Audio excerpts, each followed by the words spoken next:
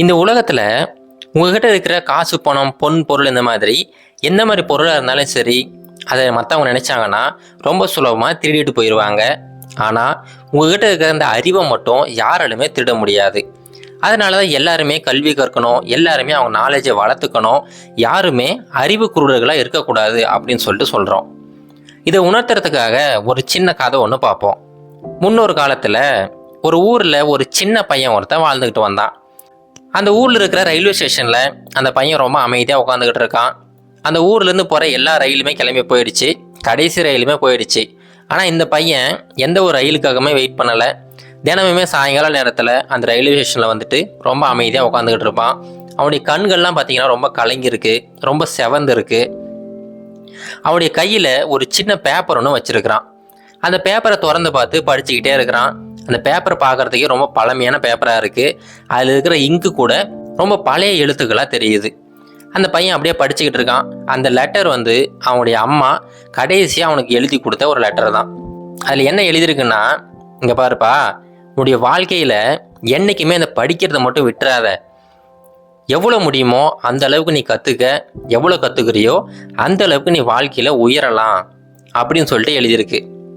அதை படிக்கும்போது இந்த பையனோட கண்கள் கலங்கி ரொம்ப அமைதியாக அதே இடத்துல உட்காந்துக்கிட்டே இருக்கான். இப்போ இந்த பையனுக்கு என்னாச்சுன்னா, சின்ன வயசில் அவங்க அம்மா வந்து நல்லா தான் பார்த்துக்கிட்டு வந்தாங்க. அவங்க அம்மா ஒரு ஸ்கூல் டீச்சர், எல்லாம் நல்லபடியாக போய்கிட்டு இருந்துச்சு. சின்ன வயசுலேருந்தே படிப்போட முக்கியத்துவம் என்ன அப்படிங்கிறத அவங்க அம்மா சொல்லி கொடுத்து வளர்த்துக்கிட்டு வந்தாங்க. இப்போ திடீர்னு அவங்க அம்மாவுக்கு உடம்பு சரியில்லாமல் போயிடுச்சு. அவங்க இருக்கிற கிராமத்தில் அந்தளவுக்கு ஹாஸ்பிட்டல்ஸ் இல்லை. அவங்க அப்பா முடிஞ்ச வரைக்கும் அவர்கிட்ட இருக்கிற காசெல்லாம் வச்சு வைத்தியம் பார்த்துக்கிட்டு இருந்தார். ஆனால் என்ன பண்ணாலுமே அவங்க அம்மா வந்து சரி பண்ணவே முடியலை. அப்படியே நாளடைவில் அவங்க அம்மாவோட ஹெல்த் வந்து கொஞ்சமாக மோசமாகிக்கிட்டே போய்கிட்டு இருந்துச்சு. ஒரு நாள் என்னாச்சுன்னா, அவங்க அம்மா ரொம்ப கவலைக்கிடமாயிட்டாங்க.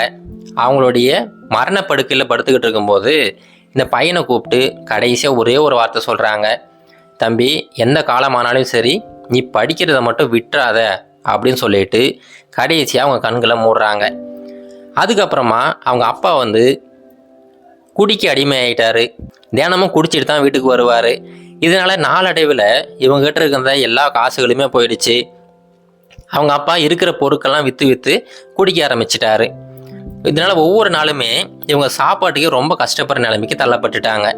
இப்போ ஒரு நாள் அவங்க அப்பா வீட்டுக்கு வராரு. சாயங்காலம் நேரம் ஆயிடுச்சு. ரொம்ப குடிச்சிட்டு குடி போதையில் அங்கே வராரு. வந்தவர் இந்த பையனை பார்த்துட்டு, இங்கே பாருப்பா, இதுக்கப்புறம் நீ ஸ்கூலுக்கெல்லாம் போகக்கூடாது, நமக்கு சாப்பாட்டுக்கே வழி இல்லை, உனக்கு எதுக்கு ஸ்கூலெல்லாம், நாலு எடுத்து நீ வேலைக்கு போகிற அப்படின்னு சொல்லிட்டு ரொம்ப ஸ்ட்ரிக்டாக சொல்ல ஆரம்பிச்சிட்டாரு.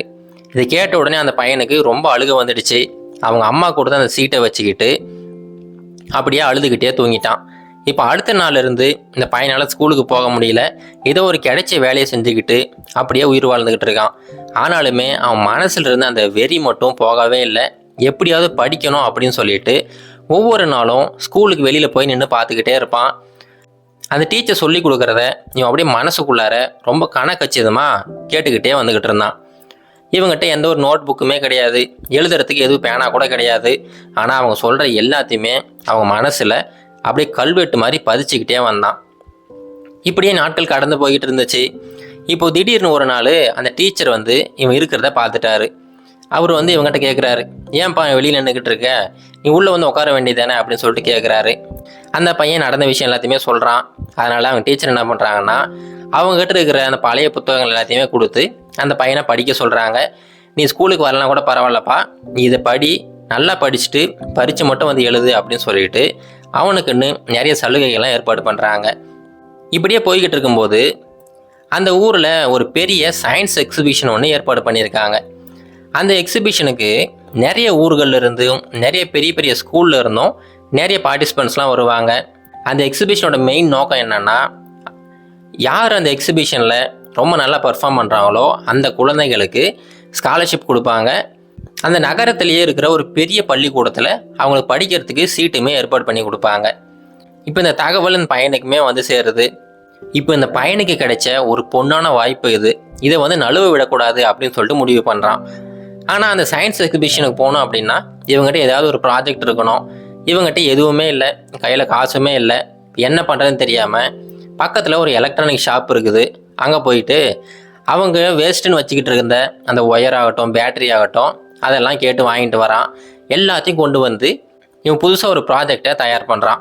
அந்த ப்ராஜெக்ட் என்னென்னா, காற்று வீசும்போது அந்த காற்றை பயன்படுத்தி தண்ணீரை வந்து நிலத்தடியிலேருந்து மேலே கொண்டு வர்றது. இதை டெமோ காட்டுறதுக்காக இவங்ககிட்ட இருக்கிற பொருட்களை வச்சு அருமையான ஒரு ப்ராஜெக்டை ரெடி பண்ணிட்டான். இப்போது அந்த நாளுமே வருது. இவங்ககிட்ட இருந்த ஒரு நல்ல துணியை எடுத்து போட்டுக்கிட்டு அந்த ப்ராஜெக்டை எடுத்துக்கிட்டு அந்த இடத்துக்கு போய் நிற்கிறான். அங்கே பார்த்தீங்கன்னா எல்லாருமே அவ்வளோ பளபளப்பான துணியை போட்டுக்கிட்டு ரொம்ப ஹைடெக்கான ப்ராஜெக்ட்ஸ்லாம் வச்சுக்கிட்டு ரொம்ப மும்முரமாக எல்லோரும் எக்ஸ்பிளைன் பண்ணிக்கிட்டு இருக்காங்க. இப்போ இந்த பையனை பார்த்தோன்னே இவனுக்குமே ஒரு சின்னதாக ஒரு டேபிள் கொடுத்து நீ அங்கே நில்லுப்பா அப்படின்னு சொல்லிட்டு அவனுக்குமே ஒரு இடம் கொடுக்குறாங்க. இப்போ எல்லாருமே ஒவ்வொருத்தரும் மேடையில் போயிட்டு அவங்களுடைய ப்ராஜெக்டை எக்ஸ்பிளைன் பண்ணிக்கிட்டே இருக்கிறாங்க. இப்போது இந்த பையனோட தருணமே வருது. இந்த பையன் போயிட்டு இந்த ப்ராஜெக்டை அவ்வளோ அருமையாக எக்ஸ்பிளைன் பண்ணுறான். இவன் சொன்ன முக்கியமான விஷயம் என்னென்னா, அவங்க இருக்கிற அந்த வில்லேஜில் இந்த தண்ணிக்கு அதிகப்படியான பற்றாக்குறை இருக்குது. அங்கே மின்சாரம் சரியாக இல்லாதனால யாராலையுமே நிலத்தடியிலேருந்து தண்ணீரை எடுக்க முடியறதில்ல. அதை போக்குறதுக்காக தான் இந்த கண்டுபிடிப்பை கண்டுபிடிச்சிருக்கேன் அப்படின்னு சொல்லிட்டு இவன் செஞ்ச அந்த ப்ராஜெக்டை ரியல் லைஃப்பில் அப்ளை பண்ணுற மாதிரி ஒரு அப்ளிகேஷனுமே சொல்கிறான். இதை கேட்ட உடனே அங்கே இருந்த ஜட்ஜஸ் எல்லாமே கைத்தட்ட ஆரம்பிச்சிட்டாங்க. அந்த ஜட்ஜஸ் எல்லாமே பெரிய பெரிய விஞ்ஞானிகள். இப்போ இந்த பையன் இருக்கான் பார்த்தீங்களா, அவனுக்குமே வாழ்க்கையில் ஒரு பெரிய விஞ்ஞானி ஆகணும் அப்படிங்கிறதான் ஆசை. அப்படியே ஒவ்வொரு குழந்தைகளும் அவங்க ப்ராஜெக்டை ப்ரெசென்ட் பண்ணிக்கிட்டே இருக்காங்க. எல்லாம் முடிஞ்சு சாயங்காலம் நேரம் ஆயிடுச்சு. இப்போது அந்த ஜட்ஜஸ் அங்கே வந்துட்டு யார் வெற்றியாளர் அப்படின்னு சொல்லிட்டு அறிவிக்கிறாங்க. யாருமே எதிர்பார்க்காத விதமாக இந்த சின்ன பையனை தான் வெற்றியாளராக தேர்வு செய்கிறாங்க. இந்த பையனுக்கு பரிசு கொடுத்து அவனுக்கு ஸ்காலர்ஷிப் எல்லாமே ஏற்பாடு பண்ணுறாங்க. அவனுக்கு அந்த பெரிய ஸ்கூலில் ஒரு சீட்டுமே வாங்கி கொடுக்குறாங்க. அதுக்கான எல்லா ப்ராசஸுமே செஞ்சு முடிச்சுட்டு இந்த பையனை வெற்றிகரமாக அந்த ஸ்கூலுக்கு அனுப்புறதுக்குமே ஏற்பாடு பண்ணிட்டாங்க. இப்போது கூட்டத்துலேருந்து எல்லாருமே கை தட்டிக்கிட்டு இருக்காங்க. இப்போ இந்த பையன் அப்படியே ரொம்ப அழுகையோடு அப்படியே கூட்டத்தை பார்த்துக்கிட்டு இருக்கான். அந்த கூட்டத்துக்கு நடுவில் இந்த பையனோட அப்பாவுமே நின்றுக்கிட்டு இருக்கிறாரு. அவங்க அப்பாவுக்குமே ரொம்ப பூரிப்பாயிடுச்சு. முதல் முறையாக அவங்க பையனை பார்த்து பெருமைப்படுறாரு. அவருமே கை தட்டி மகிழ்ச்சி அடைகிறாரு. இப்போது அடுத்த ஒரு சில நாட்கள் கழித்து மறுபடியும் அதே ரயில்வே ஸ்டேஷன். இப்போ அந்த பையன் ரொம்ப பளபளப்பான துணிகளை போட்டுக்கிட்டு கையில் ஒரு பெட்டியோடு அங்கே உக்காந்துக்கிட்டு இருக்கான். ஆனால் இந்த முறை அவன் கண்களில் கண்ணீர் இல்லை. அவன் கையில் எப்பவும் போலே ஒரு சீட் இருக்குது. ஆனால் அந்த சீட்டு அவங்க அம்மா எழுதுனது இல்லை. அவன் போகிற ஸ்கூலோட அட்மிஷன் லெட்டர் தான் அது. அதை பார்த்துக்கிட்டே இருக்கிறான். அந்த ரயிலுமே வருது.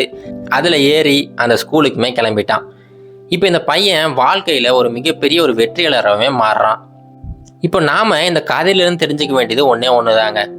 நாம் யாரை வேணாலும் இருக்கலாம், எந்த மாதிரி சூழ்நிலையிலிருந்து கூட வந்திருக்கலாம். அது கிராமமாகட்டும் இல்லை நகரமாகட்டும், அடிப்படை வசதிகள் கூட இல்லாத ரொம்ப ஒரு குக்கிராமமாக கூட இருக்கலாம். ஆனால் எந்த ஒரு இடமா இருந்தாலும் சரி, எப்போ நீங்கள் படிக்கணும் அப்படின்னு சொல்லிட்டு முயற்சி பண்ணுறீங்களோ அந்த படிப்பு கண்டிப்பாக உங்களை காப்பாற்றும். கண்டிப்பாக உங்களை ஒரு நல்ல நிலைமைக்கு கொண்டு வந்து விட்டுடும். இது கரேஜ் டு ஆக்ட் மோட்டிவேஷன் கதைகள்.